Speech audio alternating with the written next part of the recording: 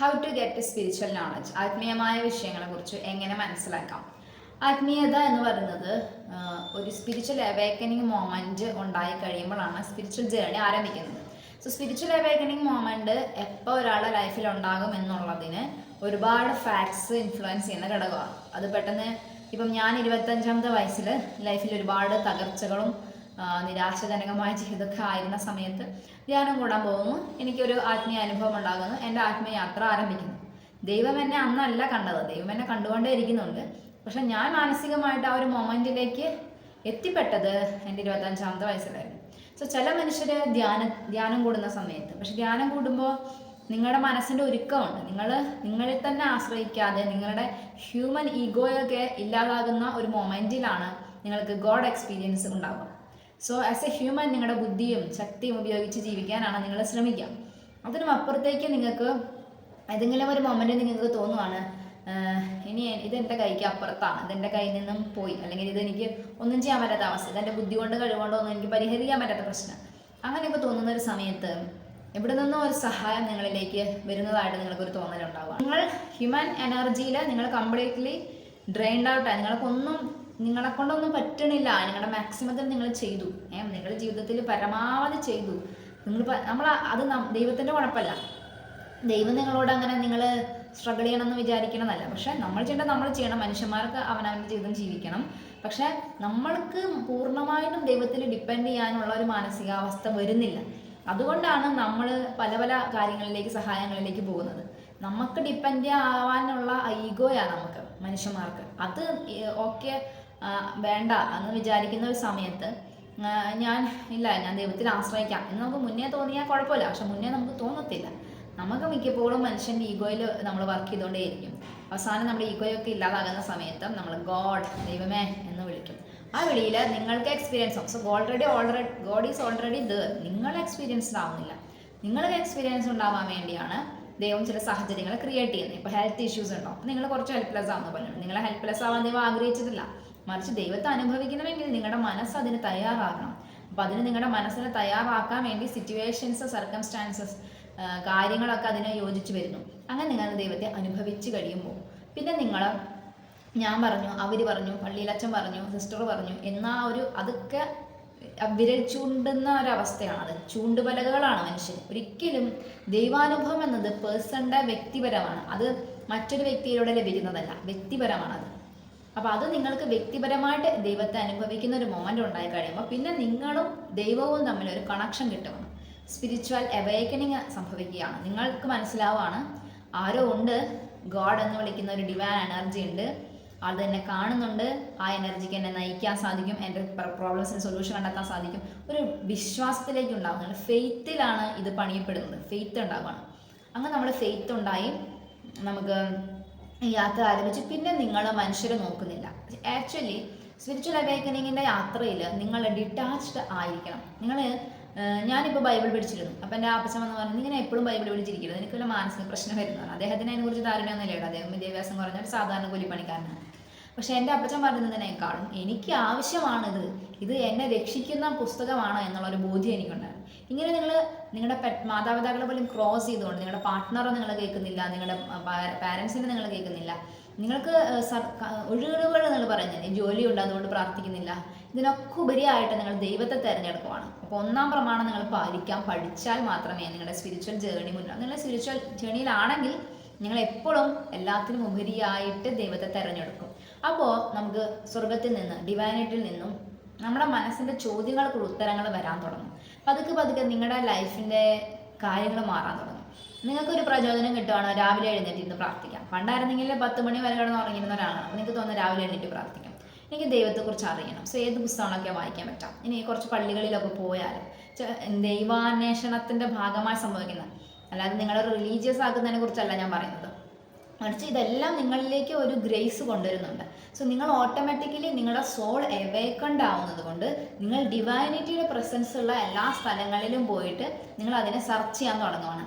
അപ്പോൾ എവിടെ ആയിരിക്കുമ്പോഴാണ് എനിക്ക് ഡിവൈനിറ്റിയോട് കണക്ട് ആയിട്ടിരിക്കാൻ പറ്റുന്നത്. ഇപ്പോൾ എനിക്ക് പള്ളിയിലായിരിക്കുമ്പോഴാണ് ഡിവൈനിറ്റിയോട് കണക്ട് ആയിട്ടിരിക്കാൻ പറ്റുന്നെങ്കിൽ ഞാൻ പള്ളിയിൽ പോകാൻ താല്പര്യം കാണിക്കുന്നു. ഇനി വേറെ ഒരു ഫ്രണ്ട്സിൻ്റെ അടുത്ത് പോയിട്ട് ഒരു പ്രാർത്ഥിക്കുന്ന ഒരു കൂട്ടായ്മയിലാണെങ്കിൽ അങ്ങനെ. സോ നിങ്ങളുടെ ഉള്ളിലെ ഡിവാനിറ്റി ഒരുതരം കൊതിയിലേക്ക് പോകും, ഒരു സ്റ്റാർവിങ് അല്ലെങ്കിൽ ഒരുതരം അന്വേഷണത്തിലേക്ക് പോകും, ഡിവാനിറ്റിയെ ആയിട്ട് കണക്റ്റഡ് ആവാൻ വേണ്ടി. അതൊരു ജേർണിയാണ്. നിങ്ങളുടെ കോൺഷ്യസ് മൈൻഡിലേക്ക്, നിങ്ങളുടെ ബോധ മനസ്സിലേക്ക് ഒരുപാട് കാര്യങ്ങൾ ഇങ്ങനെ വരുന്ന പോലെ നിങ്ങൾക്ക് തോന്നും. മുകളിൽ നിന്ന് എവിടെ നിന്നോ വരുന്ന പോലെ നിങ്ങൾക്ക് തോന്നും. ഓരോ കാര്യങ്ങളെക്കുറിച്ചും ഓക്കെ, ഈ പ്രായത്തിൽ എൻ്റെ ലൈഫിൽ ഇങ്ങനെ സംഭവിച്ചത് എന്നെ ഇങ്ങനെ ആവാൻ വേണ്ടിയിട്ടായിരുന്നു അല്ലേ. സോ നിങ്ങൾക്ക് അതിനൊരു സൊല്യൂഷൻ കിട്ടുകയാണ്. അപ്പം നിങ്ങളുടെ മനസ്സിൽ പ്രോബ്ലംസ് ആയിട്ട് കിടക്കുന്ന പല കാര്യങ്ങളെയും കുറിച്ചുള്ള ഒരു പോയിന്റ് ഓഫ് വ്യൂ വ്യത്യസ്തമായിട്ട്, ഒരു പെർസ്പെക്റ്റീവ് വ്യത്യസ്തമായിട്ട് സ്പിരിച്വാലിറ്റിയിൽ നിന്നും നിങ്ങൾക്ക് നോളജ് കിട്ടുവാണ്. ഓക്കെ, ഇതിങ്ങനെയായിരുന്നു. ഇപ്പം ചൈൽഡ്ഹുഡിൽ നിങ്ങൾക്കൊരു അബ്യൂസ് എക്സ്പീരിയൻസ് ഉണ്ടായി, നിങ്ങൾക്കത് ഭയങ്കര മുറിവാണെന്ന് കരുതാം. നിങ്ങൾക്ക് ആ മുറിവിനെ നമുക്ക് ഇതാക്കാൻ പറ്റത്തില്ല. അപ്പോൾ പക്ഷേ നിങ്ങൾ പ്രാർത്ഥിക്കുമ്പോൾ പതുക്കെ ആ മുറിവിലൊരു സൗഖ്യം വരുന്ന പോലെ നിങ്ങൾക്ക് ഫീൽ ചെയ്യുക. നിങ്ങളെ ദൈവം ബ്ലെസ് ചെയ്യുന്ന പോലെ നമുക്ക് ഫീൽ ചെയ്യുക. നമുക്ക് ചെറുതായി നമുക്കൊരു മാറ്റം വരുന്ന പോലെ നിങ്ങൾക്ക് ഫീൽ ചെയ്യുക. നിങ്ങളുടെ പല മുറിവുകളും ഉണങ്ങുന്ന പോലെ നിങ്ങൾക്ക് ഫീൽ ചെയ്യുക. പിന്നെ നിങ്ങൾക്ക് ഒരുപാട് ധൈര്യം കിട്ടുന്ന പോലെ. ഡിവാനിറ്റിയാണ് നമ്മുടെ കൂടെയുള്ള, ദൈവമാണ് നമ്മുടെ കൂടെയുള്ള. സോ നമ്മൾ കറേജിലേക്ക് വരുന്നു. നമുക്ക് ഇങ്ങനെ പലരും പറയുന്നുണ്ടാവും നമ്മൾ അതുപോരാ ഇതുപോരാ, അങ്ങനെ മറ്റുള്ളവരുടെ കാഴ്ചപ്പാടിൽ നിന്നല്ലാതെ ദൈവത്തിൻ്റെ കാഴ്ചപ്പാടിൽ നിന്നുകൊണ്ട് നിങ്ങളെ കാണാൻ ശ്രമിക്കുകയാണ്. അപ്പോൾ ദൈവം എന്താ എന്നെക്കുറിച്ച് പറയുന്നത്? ഇപ്പം ഞാൻ എന്നെ വ്യക്തിപരമായിട്ട് പറഞ്ഞാൽ എനിക്ക് ഒരുപാട് പോരായ്മകളുള്ള ഒരു വ്യക്തിയാണ്. ഞാൻ ചുമക്കുന്ന ഏറ്റവും ഭാരമുള്ള കുരിശ് ഞാൻ തന്നെയാണെന്ന് എനിക്ക് തോന്നാറുണ്ട്. കാരണം എന്നെ ദൈവം ഭയങ്കര ഡിഫറെൻ്റ് ആയിട്ടാണ് സൃഷ്ടിച്ചിട്ടുള്ളത്. I cannot carry myself without God. അങ്ങനത്തെ ഒരു എക്സ്പീരിയൻസിലാണ് നിർത്തിയിരിക്കുന്നത്. അപ്പോൾ അതൊരു പോരായ്മയാണ്. ഒരു സൈക്കോളജിക്കലി ആണെങ്കിലും നോർമലായിട്ട് ഞാൻ ചിന്തിക്കുമ്പോഴും അതൊക്കെ എൻ്റെ പോരായ്മകളാണ്. പക്ഷെ ഞാൻ സ്പിരിച്വലായിട്ട് ചിന്തിക്കുമ്പോൾ അതൊക്കെ എൻ്റെ ഗിഫ്റ്റ്സ് ആണ്. അതൊക്കെ ദൈവം എനിക്ക് തന്നിട്ടുള്ള അനുഗ്രഹങ്ങളാണ്. അതൊക്കെ ദൈവം എനിക്ക് തന്നിട്ടുള്ള സമ്മാനങ്ങളാണ്. കാരണം അതുകൊണ്ടാണ് എനിക്ക് ദൈവത്തിൽ ആശ്രയിക്കാൻ പറ്റുന്നത്. അതുകൊണ്ടാണ് എനിക്ക് ആത്മീയമായിട്ട് വളരാൻ പറ്റുന്നത്. സോ ലോകം നിങ്ങളെ കല്ലെറിയുന്ന പല കാര്യങ്ങളും ദൈവം നിങ്ങൾക്ക് തന്ന ഗിഫ്റ്റ്സ് വരെ ആകാം. സോ നിങ്ങളുടെ പെർസ്പെക്റ്റീവ്സ് മാറുകയാണ്. സോ ഇങ്ങനെ സ്പിരിച്വാലിറ്റി നിങ്ങളെ കംപ്ലീറ്റ് ആയിട്ട് പുതുക്കി പണിയും. പക്ഷെ ദൈവം പറഞ്ഞതുപോലെ ചില മുള്ളുകളുണ്ടാവും, ചില കാര്യങ്ങൾ അങ്ങനെ തന്നെ ആയിരിക്കും. ചില കുറവുകൾ ദൈവം എടുത്ത് മാറ്റില്ല, ചില ബലഹീനതകൾ ദൈവം എടുത്ത് മാറ്റും. അത് അമിതമായി നിങ്ങൾ എളിമയില്ലാത്ത അവസ്ഥയിലേക്ക് പോകാതിരിക്കാനും, നിങ്ങൾക്ക് ഒരു സ്പിരിച്വൽ നോളജ് വരുമ്പോൾ നിങ്ങൾ അഹങ്കരിക്കാതിരിക്കാനും, നിങ്ങൾക്ക് എന്താ പറയുക, ദൈവാശ്രയത്വം നഷ്ടപ്പെടാതിരിക്കാനും, ദൈവം എന്തിനു വേണ്ടി നിങ്ങൾ ഉദ്ദേശിച്ചു അതിലേക്ക് തന്നെ നിങ്ങൾ എത്തിക്കാനും വേണ്ടി ചില മുള്ളുകൾ ദൈവം അവിടെ തന്നെ സൂക്ഷിക്കും. അത് നിങ്ങളെ ഇടക്കിടക്ക് ബുദ്ധിമുട്ടിപ്പിച്ചുകൊണ്ടിരിക്കും. അപ്പം അതായത് ഇപ്പോൾ ഇപ്പോൾ എൻ്റെ വീഡിയോസ് നിങ്ങളെല്ലാവരും കണ്ടു. അപ്പോൾ എനിക്ക് തോന്നുന്നു പക്ഷെ ഞാൻ അന്നായിരിക്കും ചിലപ്പോൾ ഏറ്റവും ലോ മൊമെൻറ്റിൽ എൻ്റെ മൈൻഡ് നിൽക്കുന്നത്. കാരണം എനിക്ക് എന്തുമാത്രം ഷോർട്ട് കമ്മിങ്സ് ഉണ്ടെന്ന്. സോ എനിക്ക് പോരായ്മകളുണ്ടെന്ന്, ഞാൻ എന്നെ സ്നേഹിക്കുന്നില്ലെന്നല്ല അതിനർത്ഥം. പക്ഷേ എനിക്ക് എൻ്റെ യാഥാർത്ഥ്യം അറിയാം, അത് ഗ്രേസ് ആണ്, ദൈവമാണെന്ന് എനിക്കറിയാം. അപ്പോൾ അത് എന്നെ ഞാൻ സ്നേഹിക്കുന്നുണ്ട്, എനിക്കറിയാം എൻ്റെ അവസ്ഥ. There is no perfect human being. ഒരാളും പെർഫെക്റ്റ് അല്ല. ആ പെർഫെക്ഷനിസം ആഗ്രഹിക്കുമ്പോഴാണ് നമുക്ക് സ്ട്രെസ് ഉണ്ടാകുന്നത്. നമ്മൾ ഇംപെർഫെക്റ്റ് ആണെന്ന ആ ഒരു തിരിച്ചറിവിന് നമുക്ക് സ്വീകരിക്കാൻ പറ്റുന്നത്, അതിന് സ്പിരിച്വാലിറ്റി നിങ്ങളെ ഹെൽപ്പ് ചെയ്യും. അപ്പോൾ ആ ഇംപെർഫെക്ഷനുകൾ നിങ്ങളെ എളിമയുള്ള ആളാക്കും, ഒരു നല്ല ഹ്യൂമൻ ബീയിങ് ആക്കും. സോ നിങ്ങൾക്ക് എല്ലാതരം മനുഷ്യരെയും നിങ്ങളൊരു സ്പിരിച്വൽ ബീയിങ് ആണെങ്കിൽ ഉൾക്കൊള്ളാൻ സാധിക്കും. കഴിവുള്ളവരെ, വിജയിച്ചവരെ, അതൊക്കെ നമുക്ക് ഭയങ്കര ബോറിംഗ് ആയിട്ട് തോന്നും. ലോകം എന്ന് പറയുന്ന പല കാര്യം നമുക്ക് ബോറിംഗ് ആയിട്ട് തോന്നും. ലോകത്തിന് വലിയ കാര്യം എന്ന് തോന്നുന്ന പല കാര്യം നമുക്ക് ബോറിംഗ് ആയിട്ട് തോന്നും. കാരണം അതൊന്നും അല്ല ജീവിതത്തിൻ്റെ അർത്ഥമെന്ന് നമുക്കറിയാം. എന്താണ് സക്സസ്, അതിനെക്കുറിച്ചുള്ള കാഴ്ചപ്പാട് പോലും നിങ്ങൾക്ക് മാറും. നിങ്ങൾ സക്സസ്ഫുൾ ആകാൻ പലപ്പോഴും ഇങ്ങനെയുള്ള ആളുകൾ ആഗ്രഹിക്കുന്നില്ല. ഇപ്പോൾ ഫ്രാൻസിസ് അസീസിയൊക്കെ എന്തൊരു മനുഷ്യനാണ്, അദ്ദേഹം ഒന്നും സക്സസ് ആവാൻ ആഗ്രഹിച്ചതല്ല.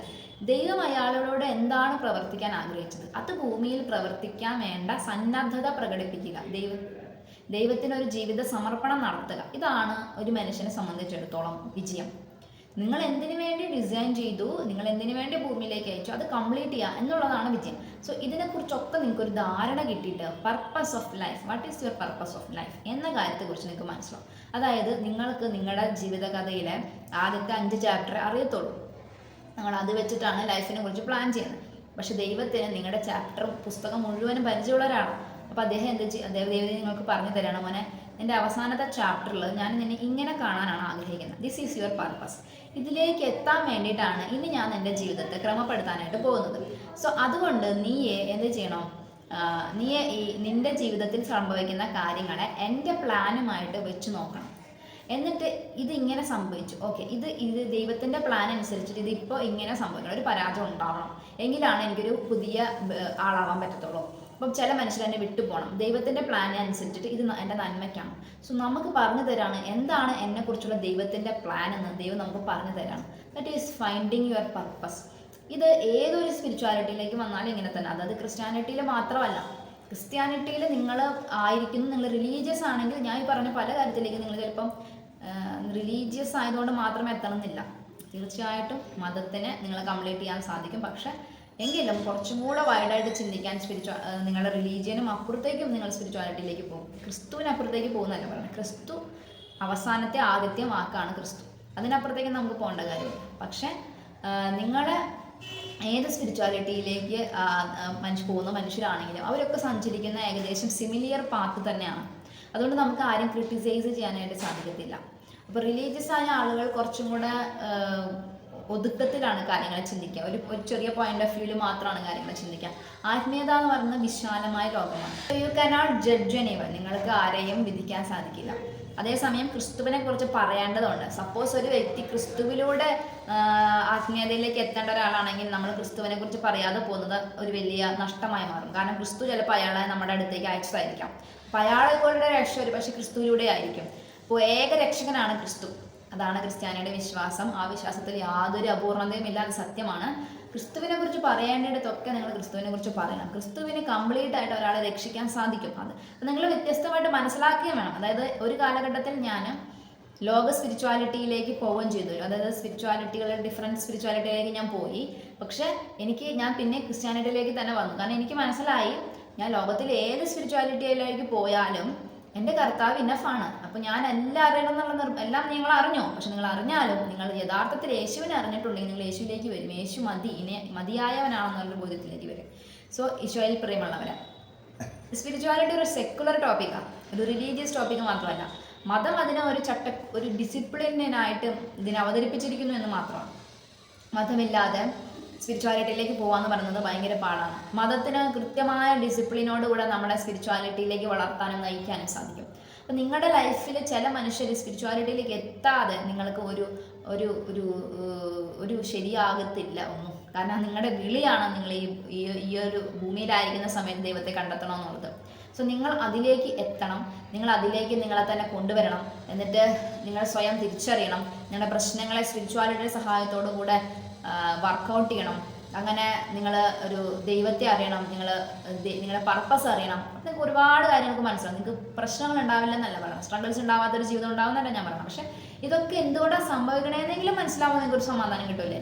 അങ്ങനെ കിട്ടും. എന്നാലും ഉത്തരം കിട്ടാത്ത ചോദ്യങ്ങൾ ഉണ്ടാവും. അതൊക്കെ നിങ്ങൾ ദൈവത്തിന് വിട്ടുകൊടുക്കണം. മനുഷ്യനും എത്രത്തോളം ദൈവത്തെ അറിയാൻ ശ്രമിച്ചാലും തുടക്കത്തിൽ മാത്രം നിൽക്കത്തുള്ളൂ.